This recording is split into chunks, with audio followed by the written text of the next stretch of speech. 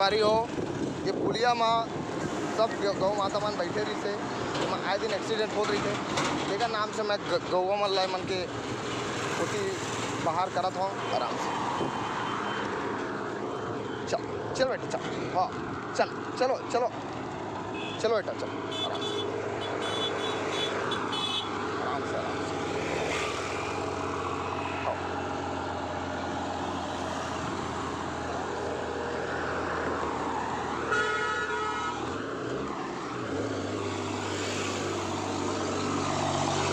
गौ माता पीछे में ये पुलिया के सीन है अपन ये हाँ गिरौद पुलिया के सीन है जेमा गौ माता मन एक्सीडेंट हो रही थे संगवारी हो मल्ला मैं नीचे में पहुँचाता हूँ ताकि एक्सीडेंट ना हो और हमारे गौ माता मन सेफ रहे और एमन के वजह से हमन के जीवन अब बहुत लॉन्ग रहे क्योंकि अच्छा खान पान हो अच्छा किसानी क्षेत्र में अच्छा फसल हो।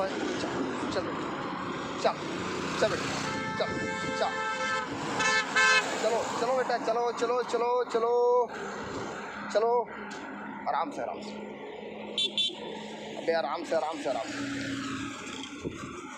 चलो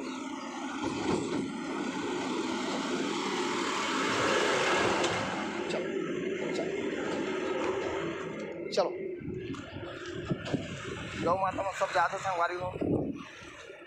हाँ चल बेटा चल शंकर भगवान बम बोले चलो चल।